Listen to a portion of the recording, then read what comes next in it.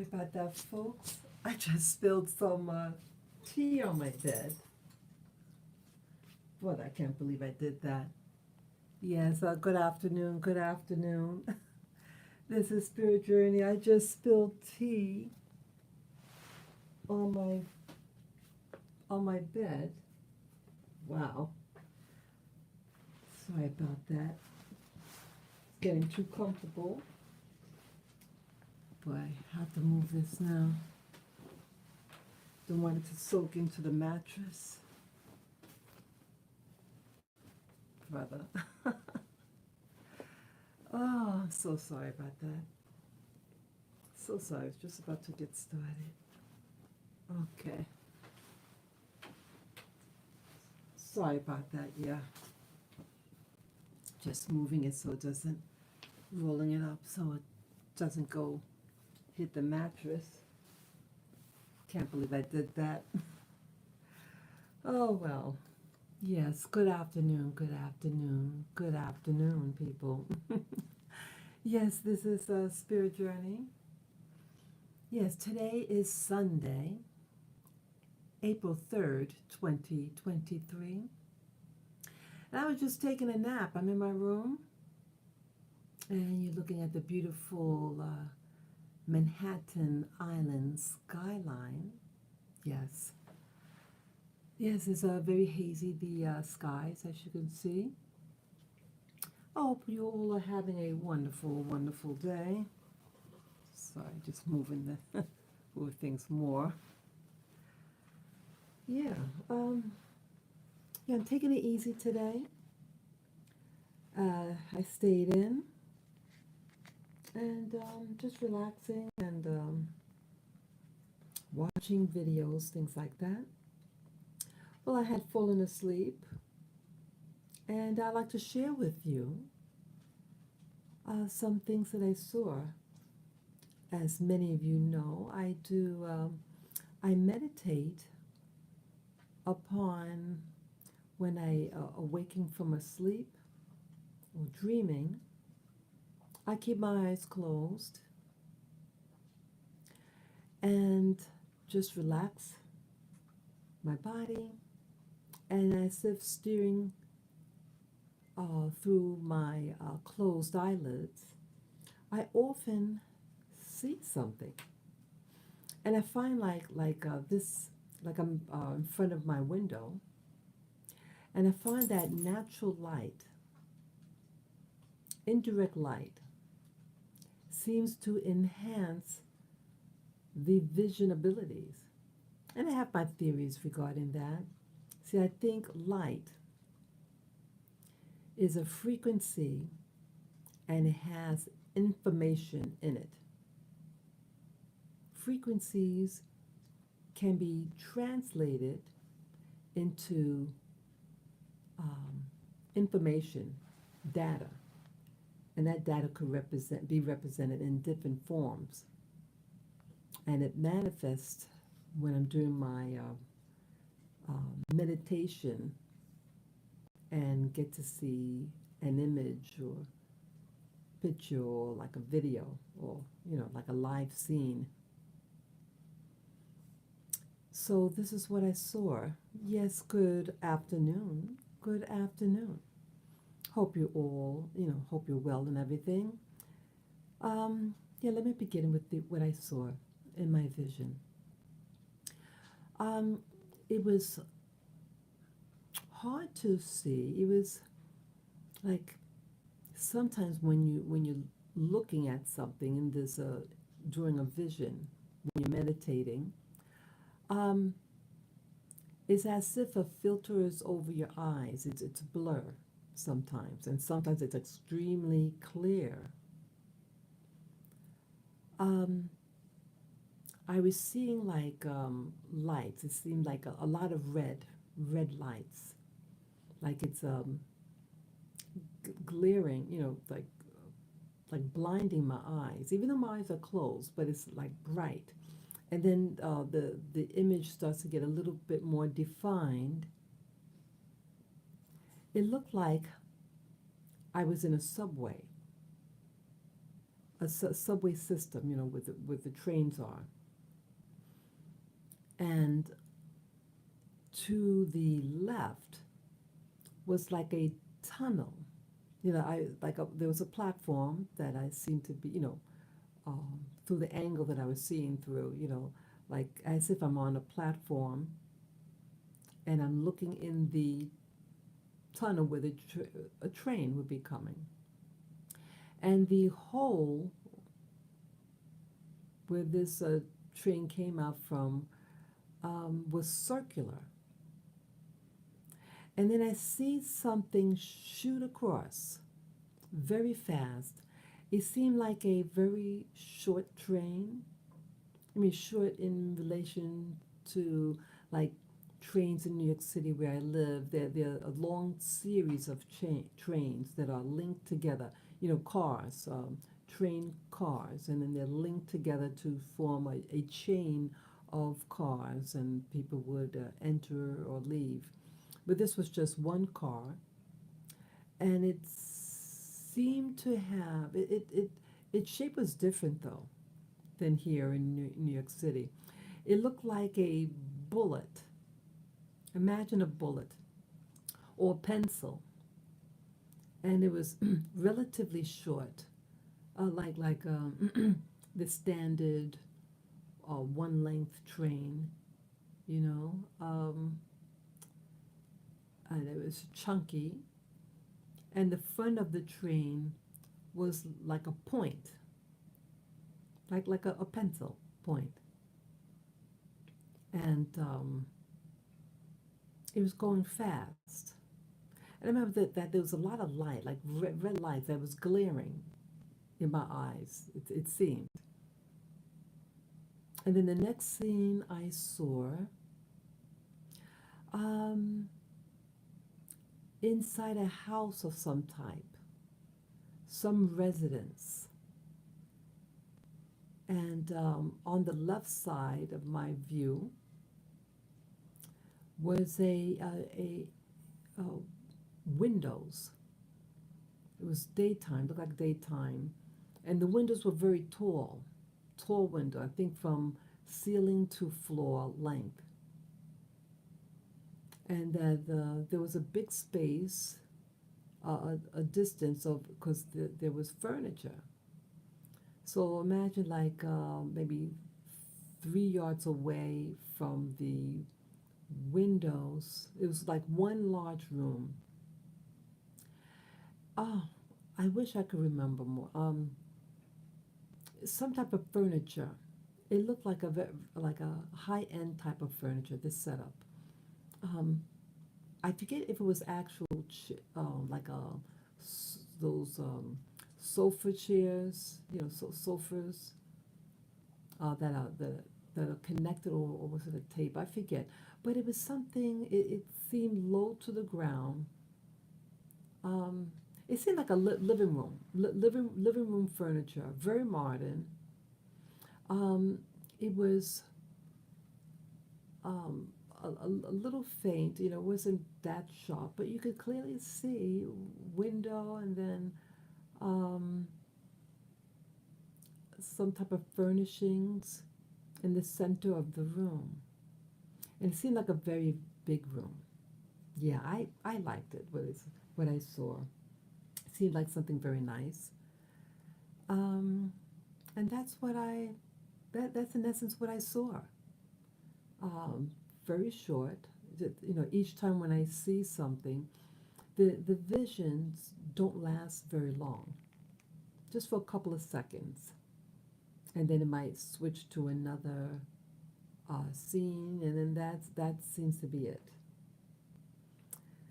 Yeah, I did have my device on. I mentioned things like that because I want to see if it's different patterns. Like uh, I believe that when you have like your iPhone, iPad, so electronic devices, I should say, doesn't matter what model, but um, when you have an electronic device near you, um, I believe the waves, the um, the waves that the device gives off uh, can influence what you see. And sometimes I find that it could be negative energy, a negative experience in the vision sometimes.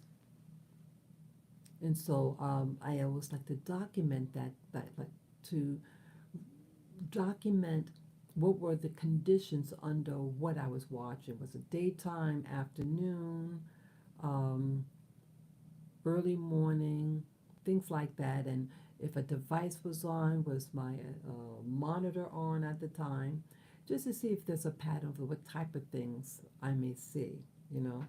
Sometimes when we just have regular dreams, what we're listening to, or let's say radio's on, is incorporated in the dream. So I just want to give a baseline of what could have been influencing or not influencing what I was seeing. And that's basically what my experience was.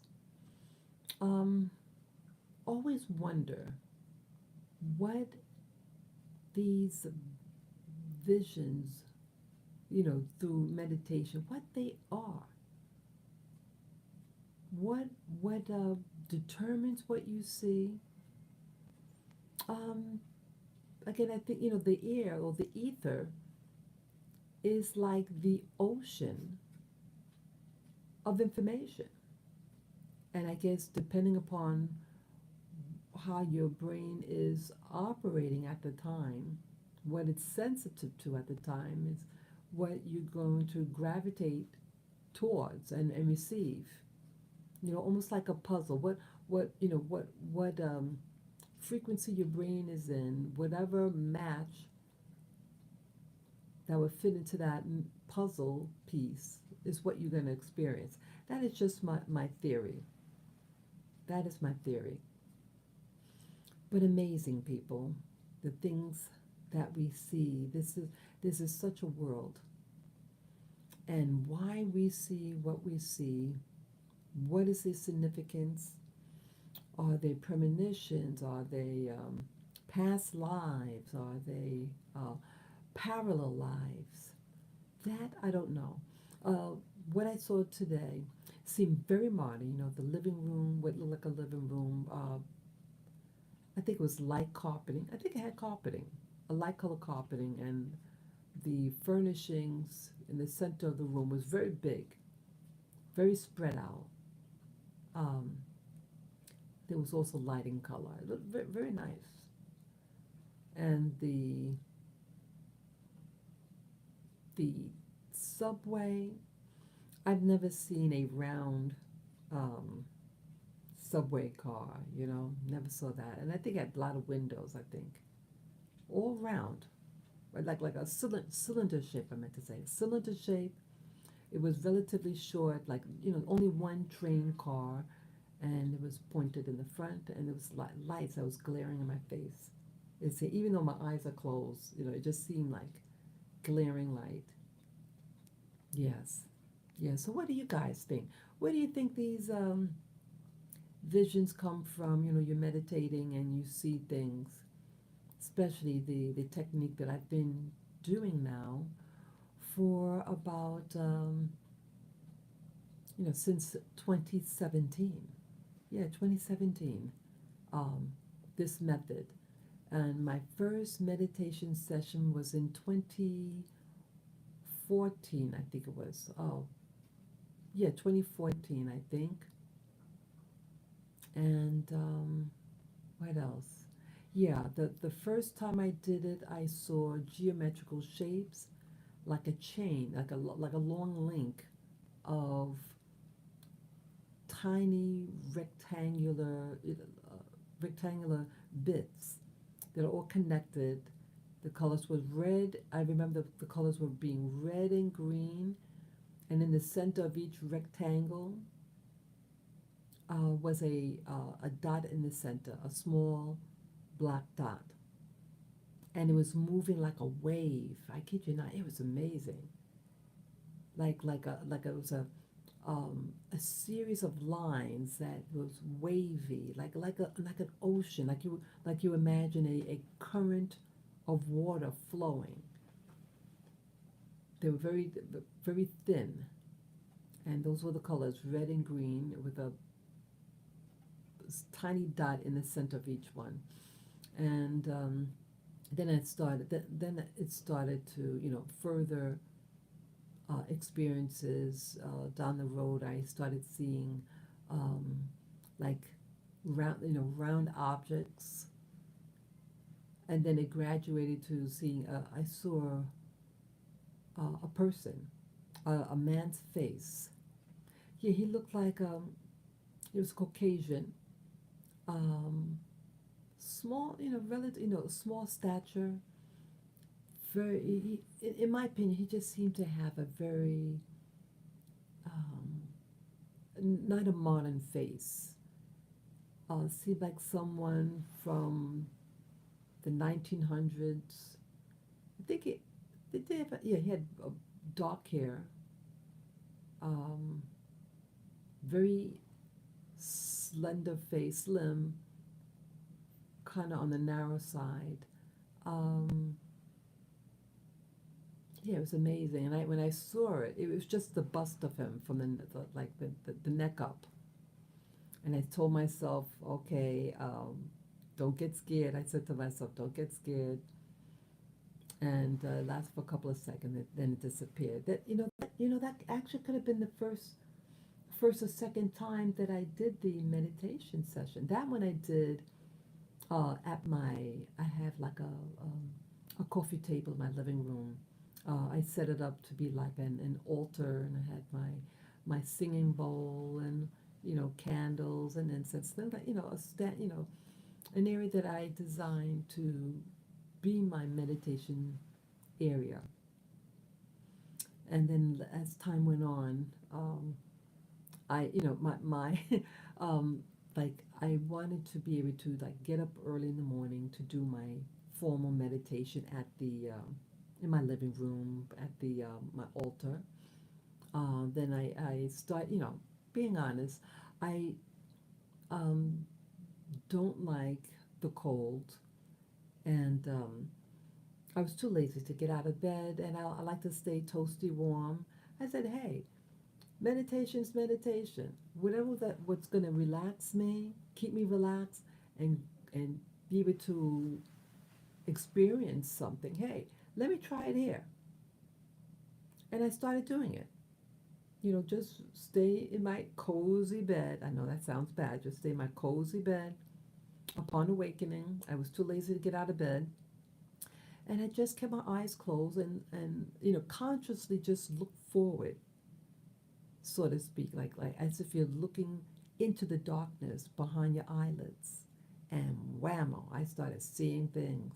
Yeah, back then, um, doing the meditation in my bedroom upon awakening, that's when I really started to consistently see images. I started to see nature scenes outside, plant life. And that's when I started to do gardening in my house, but planting seeds. Yeah, I thought, yeah, I want to be like a gardener and plant, have my little garden in my apartment here in big New York City.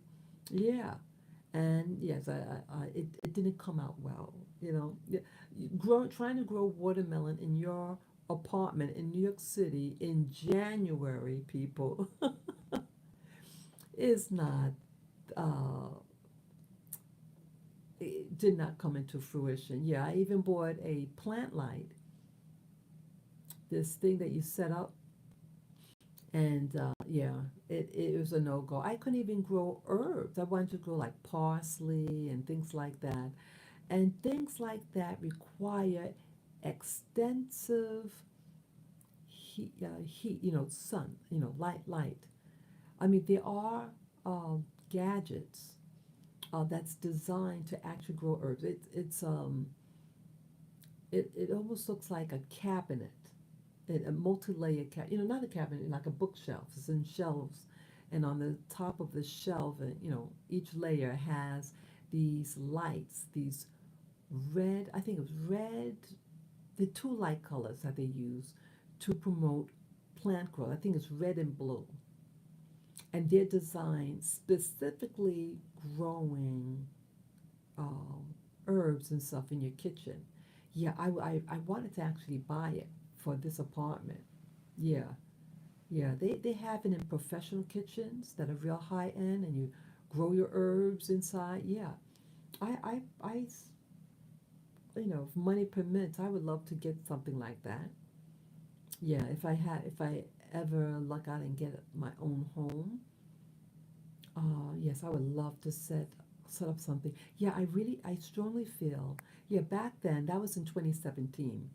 I was into planting seeds and stuff. I just had an attraction for nature, and I think the visions that I saw, looking at plants and stuff, and it was clear could be. I thought, wow, maybe this is my calling. Yes, I invested a couple $100 in buying organic soil and fertilizer and all these treatment, soil treatments and seeds. Yeah, I was really gung ho, and I do share it on my videos um, that I did back then in 2017. Yes, I did. Um, I tried it, and yes, it is a learning lesson. See, it's nothing wrong of trying new things, experimenting, and you learn what works and what doesn't work. And trying to grow watermelon and certain herbs, for your kitchen. Some things it's better outdoors, okay, in those climates. Oh, I would love to do that again. Yeah, I believe these days, people are being pulled away from nature. People are being pulled away from nature, and they don't they have no control over their food source. Their food sources is someone else. Someone else creates their food, the veggies. Where is it coming from? What are they putting in it? Don't you ever wonder why certain people get certain health conditions? Well, I think some things could be due to the source, their food source. And the food source, if you want to get connected to the environment you're in. You live in New York City, hey, get food from, that grows here in your soil. I think um, it's more hardy. I listened to this woman. She's a physician. She's from upstate New York, and she was mentioning about like survival food. Yeah, she's an amazing woman. Yeah, her name is Dr. Jennifer Daniels. She does have a website. Yeah, I forget the name of her channel. I mean her website. But you just type in her name, Dr. Jennifer Daniels, and she has a very interesting background. She got her license pulled because she was really protecting her community. She's a black woman, lived in a black neighborhood, and she serviced her community. And she was extremely successful as a doctor. But she initially just, when she started her medicine, her practice, she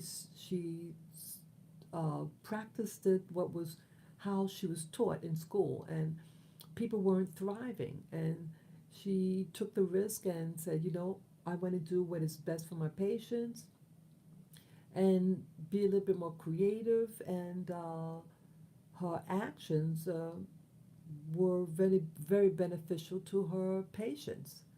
And he started living. And politics happened, and, you know, to learn more about her and her experiences, you can find it on YouTube. Just put in Dr. Daniel. She was being interviewed by this guy, and about what happened to her in upstate New York. Yeah, and she was forced out of the country, basically. Like living in exile. She's living in Panama, and she does. Yeah, she shared her journey. she shared her journey, and I have utmost respect for her.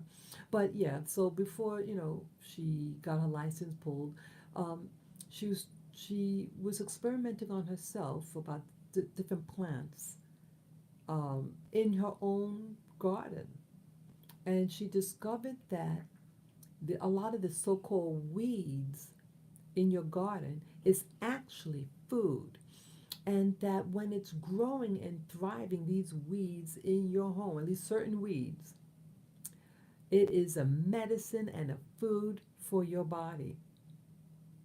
And I never thought that so-called weeds could be edible. Never thought that. Never knew that dandelion, and my growing up as a child, uh, my folks would say, you pull out those weeds, pull it out. There was a bad thing. Dandelions was considered a bad thing to have on your lawn. Did you know that it is a medicine for your body? That it cleanses your blood. You can eat it. You can go into some health food stores and um, eat the leaves. Yes, you can. And I bought some. They got the red dandelions and then the green ones.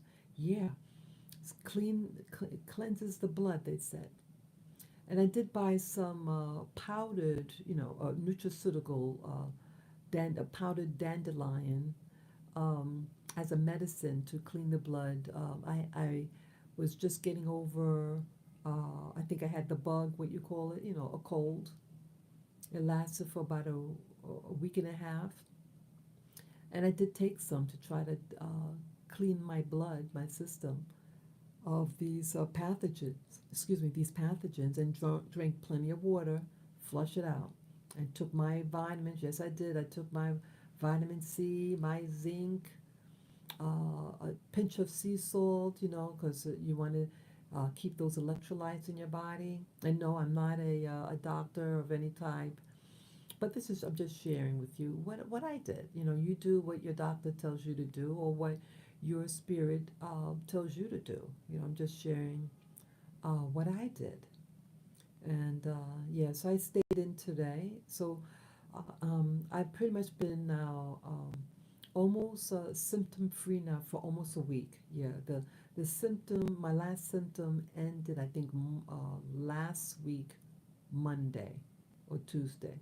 So I really want to limit my exposure outside. I did go out once, about maybe 2 or 3 days ago, just to get, just to, exercise my body, because I'm just lying around, yes, just lying around all day here.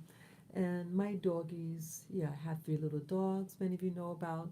So I just wanted them to get some fresh air. But the weather started to get cold again. Yeah. So that's about it. Oh, since I'm still on, this live stream, I want to talk about a particular current event issue. Um, yeah, I want to talk about the Will Smith incident that happened at the Academy Awards. And yes, he did win an Oscar that night, Best Male Actor. Um, yeah, I like a lot of people watched him over the years. I wasn't into his TV series, The French Prince. I didn't care for that show. But I liked, oh, what's that show? He did that movie like in the 1990s, like a conspiracy movie. Oh, Enemy of the State. Yeah. I recently purchased it, maybe January or February of this year. Yeah. Yeah, I had actually downloaded two. Yeah, I wanted to um, study it. That movie, Enemy of the State, and the movie Conspiracy Theory. Yeah, I downloaded both of them on the internet. I paid for it on iTunes, and I wanted to just watch it, both of them. Yeah. I think both movies are very relevant of the day. A lot of things that you see now is not just conspiracy theory or something made up. It's finding to be uh, very true. But oh, what was I going to say now with enemy of the state? Oh, well, um, just my thoughts about what happened. Not yeah, I respect him as an actor, but it seemed like as time went on, it's really with his wife because the wife had like a program like called the Red Table or something like that. And I watched, the wife too, Jada Pinkett Smith, the movies over the years, and I respected her as an actress. Um, but what is happening to Hollywood? I would say black people in Hollywood, and yes, I'm a black woman in America, born and raised here. Um, but I am concerned about us as a group. Um, Again, their actions is what they do. We all are independent souls, and what we do, we're responsible for our own actions. But I start to wonder when these things happen. Yeah, thank you for giving me the thumbs up, people. But I start to get concerned about us. I'm concerned about all humanity. We're getting infected, you know, influenced by things that's not helping us at all. But I was becoming concerned over I would say, I think it was like the past 2 or 3 years. I don't have a TV. I mean, I have my internet. But like when I go to the laundry room in my building, they have a TV and they had that show on, the red table thing. And they're making it seem like intellectual, right? I like intellectuality. um, But this was just getting freaky, not even intellectual for me. But they try to make it seem intellectual. And what I see is perversion. And after this scandal of at the Oscar Awards,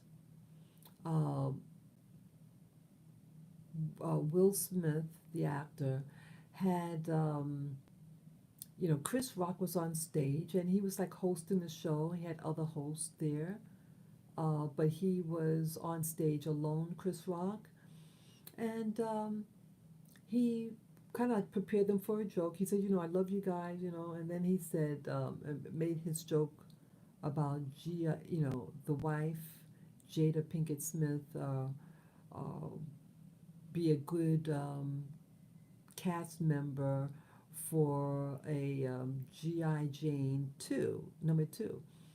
That was a 1999, I think, movie with Demi Moore, starring a person being trained in the military, and she's being initiated, and she has to, you know, work with these guys, and she had a shaven head. It looked beautiful.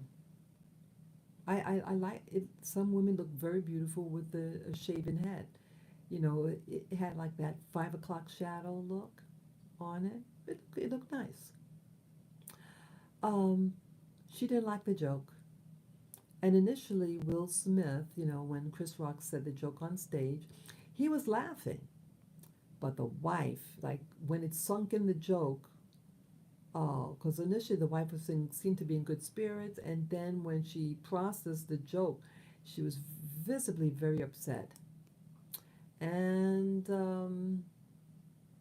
Will Smith gets up, slaps him. Again, I don't know whether it's just a show, part of the performance, and then he sits back in his seat, and Chris Rock is like trying to process. And I think it caught him by surprise. He seemed to be lost for words initially. He says, "Wow, I just got slapped by Will Smith," and something else he said. Trying to like gather himself, and you know I think he was surprised. I kind of feel sorry for him actually. But and then when he sat back down in the seat, Will Smith, he started yelling at him. He repeated it twice. Leave my wife's name out of it, and repeated it twice, and using a profanity. And wow.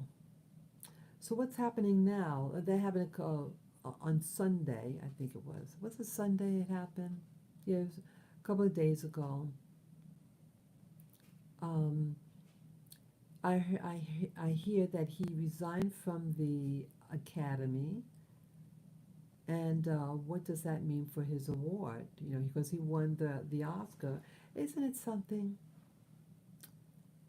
He would have been I think the second black man, second or third black man to win an Oscar. Well, I think the second black man to win Best Male Actor or something like that. See, people, we're always being tested. And for some reason in the United States, that blacks are always tested. And yes, he was responsible for what came out of his mouth. And he could have handled it better.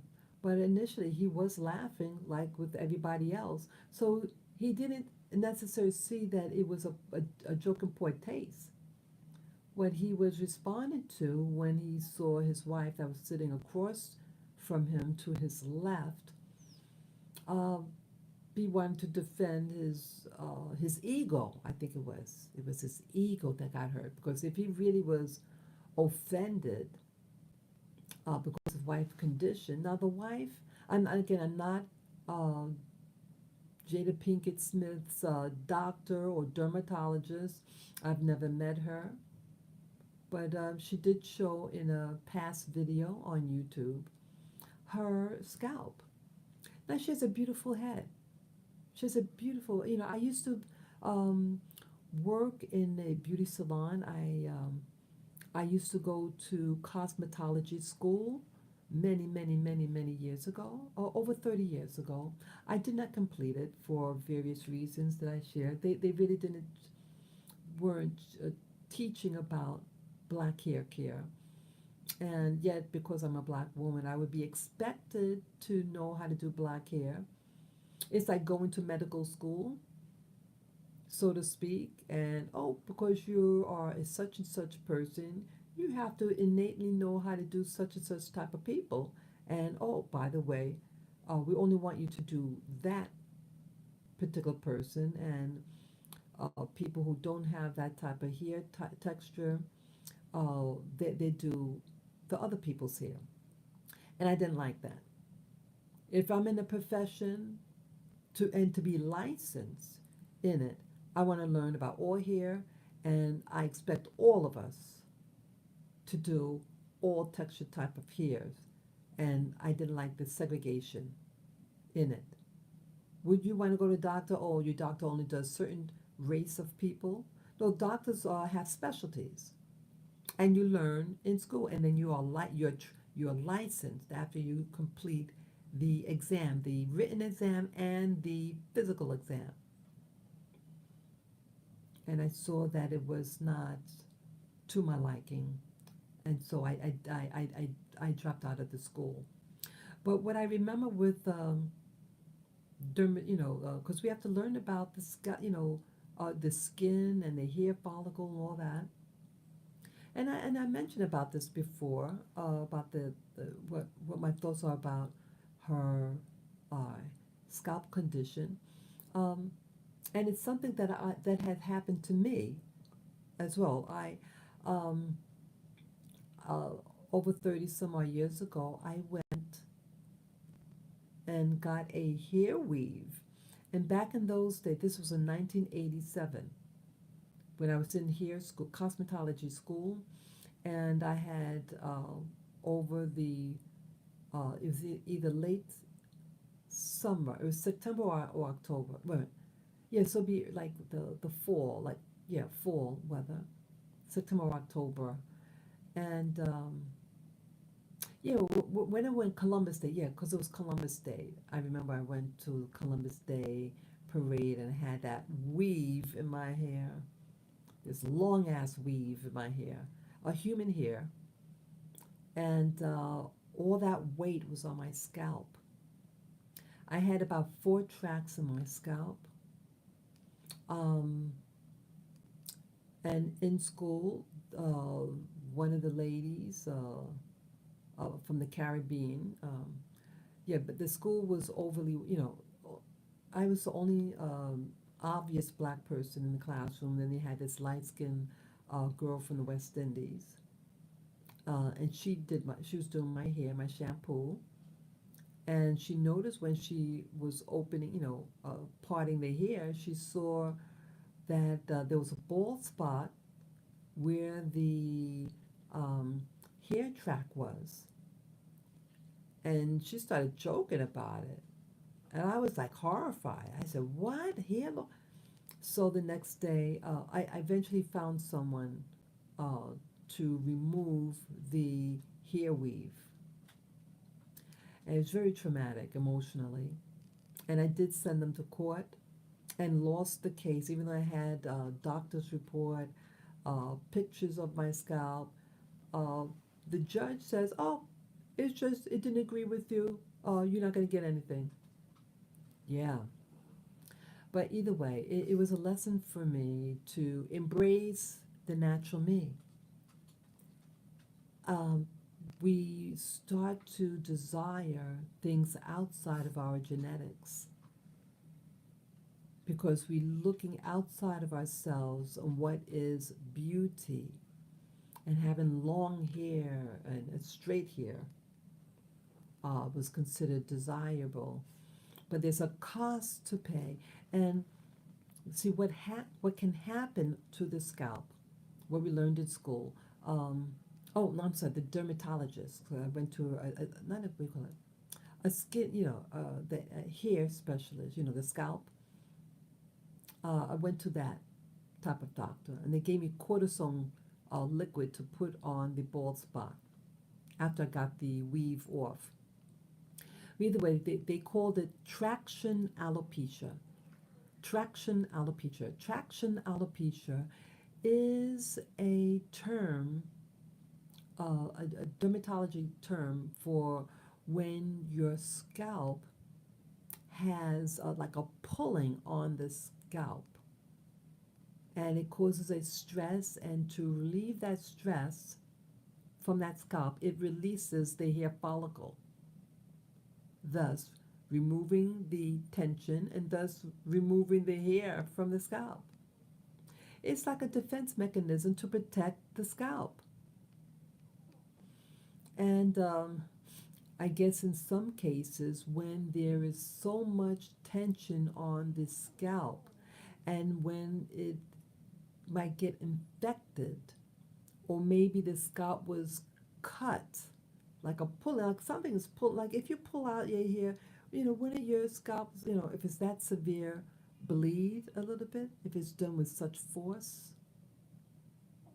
right?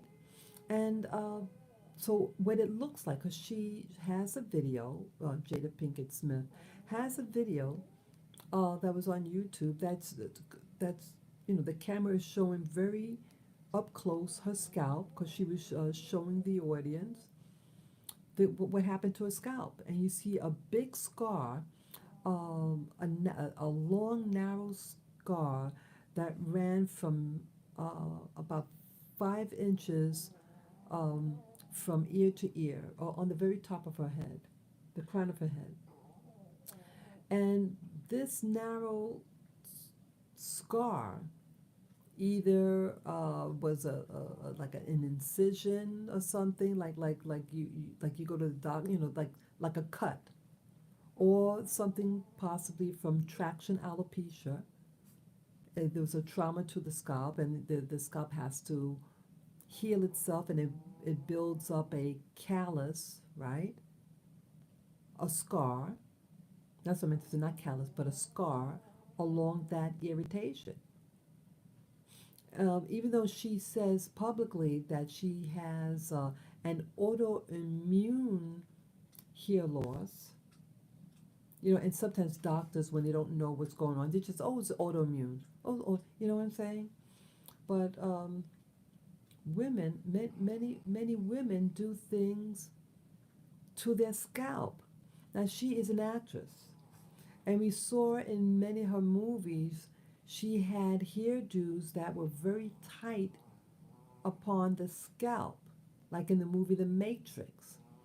When you have those Bantu knots, they're tight. Some of them's done tight, and you have the artificial hair, or if it's just her own hair, to make those Bantu knots, and you put it in pins and things like that, and chemicals on the hair and scalp. And what could happen? Scarring could happen. Scarring of the scalp. Let's say you have that implement, a rat, what they call a rat tail comb, used to make parts along the scalp to section the hair. What if the end of that comb was not clean, and it cut along the head, the scalp? If it's not clean, it can cause an infection and a scar and hair loss. I think what it looks like, and I'm not a doctor, but just my experience when I was in the hair field, um, what could have happened to her? Traction alopecia for that type of scar. Um, and again, her hair is shaven very close to the scalp, but you see that there's hair growth in her hair because she's like a 5 o'clock shadow. So she has hair follicles. She has it. Um, I think it could be a good idea to let the scalp rest, take out, shave off the hair and start anew. I've done that several times in my life. I have. I had shaven my hair, not that close, um, to just get off all those chemicals and hair colors, and just start anew. So I don't think, that scar is not uh, from autoimmune, the type, because it's a straight line. That's something external that caused that trauma to the scalp, I believe, the way it looks. But you don't see like bald spots per se. You don't see that. Maybe it's just thinning out of the hair, thinning, but not like, I guess that alopecia could happen in different forms. Like it could be in patches, little patches all over. It could be one spot. It could be many spots, you know. But I think as a result of my experience with my own hair journey, life has told me be as natural as possible. I don't mess around with my hair a lot. I'm very basic in my hairstyles. I'm not a fussy person with my hair. Even though when I was in the industry, I went to school and I did work in several salons in New York City. Um, I'm basically a basic person. I had friends, female friends, that they were into their hair. They spend hours on their hair, and I don't need that time. I really don't want that. You know, I'm real basic, and I like the hair off my face. If it's clean, pulled back. Our hair, our scalp is happier. Our scalp is actually happier without all that drama on the scalp. You see tons of women now showing their hair journey on YouTube, and you have these women with bald spots, with scars throughout their scalp, um, thinning of hair, or you see like the hairline is all destroyed. You know what causes that? Your braids are too tight. you're pulling the front of the hairline to make it look smooth and straight. See again, your obsession in trying to make your hair look like what it's not. Hating yourself. You're hating yourself. You're hating what God gave you. And I get surprised when I hear along YouTube when they with the black expats. And oh, but do they have black hair products? Maybe the problem are those black hair products, people. It ain't doing justice to your scalp. What difference does it make? You are abusing your scalp. Those hair products is not the problem necessarily. It's how you treat your hair and your scalp. Yeah, the America has to really perfect and really get like scientists, people who hair doctors, skin doctors, you know, of that type of hair, black people hair, um, so that they could start developing products that is useful to them. But basically, hair is hair. What really distinguishes hair from one hair type to another is the shape of the hair follicle and the number of sulfur bonds on the hair strand. The more sulfur bonds, the tighter the curl. But basically, that's it. That is the difference. And yes, oily hair and dry hair, and its fragility according to the shape. You know, Asian hair, which is a round follicle, a round straight follicle, has the strongest hair. It's a thicker gauge, and so it could handle more stress upon it. And then certain African hair is a flat follicle and with a curl to it, and thus curly hair. Be gentle. We're impatient with our hair. I know I could be impatient with my hair when I try to get the comb through after a shampoo, but some things, you have to have patience, and hair will grow. Hair grows. Just imagine, you when you put hair color in your hair, and after a week you see that there's hair growth. So it's not a hair growth problem; it's a hair breakage problem that we have, because we are impatient with our combing out our hair. We have to start from the end and work up. And I found with my hair, it breaks in the front, short in the front, because I would take a comb and from the base of the scalp, attempt to put the comb through the base down. No, I'm not supposed to do that, but I get impatient. I need to start from the end and work up. Yep. And this should help. So, yeah, I feel, oh wow. I, what's happened with Jada Pinkett Smith, it's a wake up call for uh, women who sport black hair, black people hair, type hair, or African texture hair, whatever you want to call it, tight curly hair. Um, we have to be patient with our hair and stop doing certain things to it. I mean, just the videos that you see, women showing scars, scars to their scalp because of the chemical services that were done to their hair. You have careless black technicians, hairdressers, who don't even like black people hair, yet they're doing your hair, and they're impatient and harsh with your hair. They know what they're doing is wrong. Many of them know what they're doing is wrong. And I have gone to black hair salons and I say, enough is enough. Enough is enough. Yeah, when your hair is worse off because you went to a beautician, it should be telling you something. there's no respect or honor in the field of hairdressers.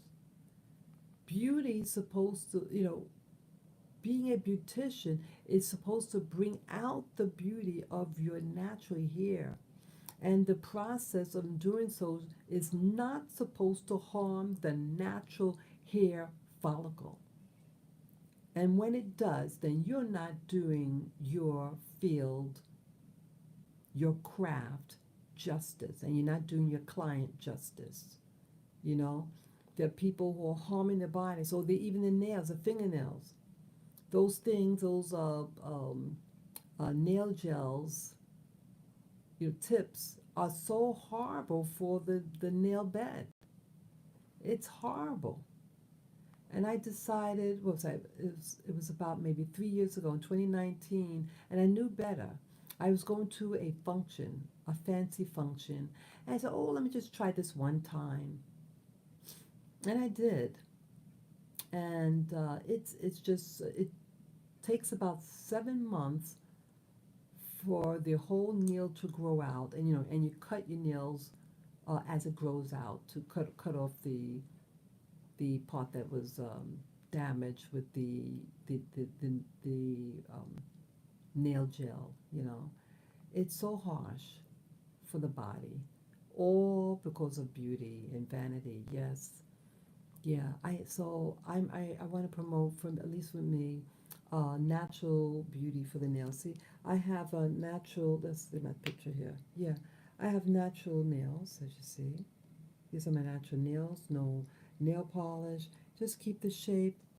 Yeah, my other hand is longer. Let me get it. Yeah, see, these are my nails. Okay, natural nails.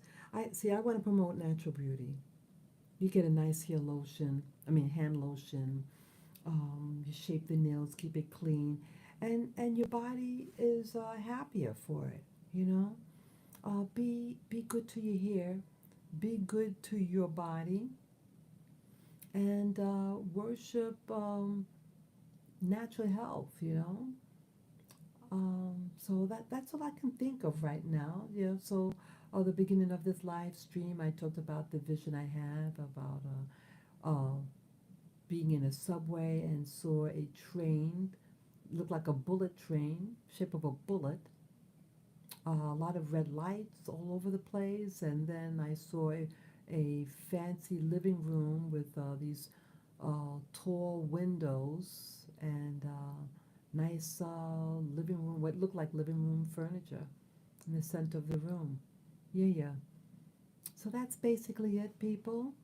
And I thank you for listening. And those of you who like this content, um, you may wish to support this channel by my PayPal me account.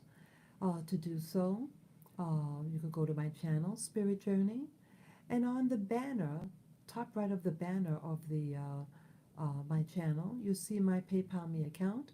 Just click on it and follow the prompt. Any amount would be greatly appreciated. I am thanking you in advance. Take care, enjoy your day, take care of your body, be good to your body, your scalp, your hair, because you want it to last a long time on you, okay? And be careful about the hype regarding this Will Smith and Jada Pinkett. Yes, it was Will Smith who did the behavior, um, but it seemed like Jada was highly irritated at the joke, and Will Smith wanted to defend his wife's honor. But what is honor? In her Red Table Talk, what did she discuss openly but her having an affair with her son's friend? And that it was okay to have an open relationship.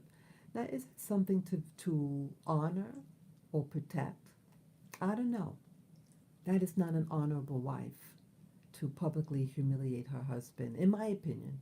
In my opinion, I didn't know that she was like that, but I heard other things on the Red Table Talk, and what's out there on that show is horrendous and horrifying, and not being a good role, in my opinion, not being a good role model to her children.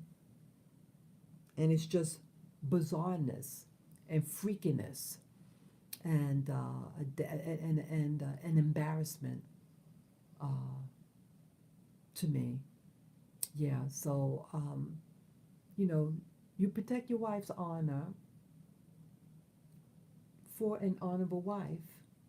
And again, if he thought it was so bad, the joke, why did he laugh? He laughed along. And it's only when he saw his wife upset did he change his tune. And yes, he resigned from the academy. And it would be very interesting whether they're going to take away his Oscar. I think they should take it away. They should not have, in my opinion, they should not have uh, given him that award. He should have been disqualified and escorted out of the audience. And yeah, the Academy is trying to cover its behind. Uh, it was lacking in how they were to handle it. They knew he was going to win the award, and I think that's why the only reason why that they left him there. They claimed that they did ask him to leave, and he said no. Well, uh, yeah, I think potentially it's a lawsuit actually to the Academy of their lack of handling the process, the incident in a professional manner. Well, that's about it. Yes, so thank you again for listening, people. Let's be good to one another. I know times are hard for all of us after this pandemic of 2 years. It had its toll on many of us, and I'm just getting over my uh, cold-like symptoms that I had recovered from about a week ago. I had it for about a week and a half. Yeah, I'm taking it easy. Yes, it's hard for all of us. Take care of your health. Be gentle with yourself. Be gentle with your loved ones and everything. Yeah, the world is a stage. The world is a stage, but someone is always watching. Okay, let's just be careful and learn to go within and treat your body, soul, and spirit and mind with care. Okay, thank you all for listening and watching. Until next time. Okay, thank you for watching. Bye.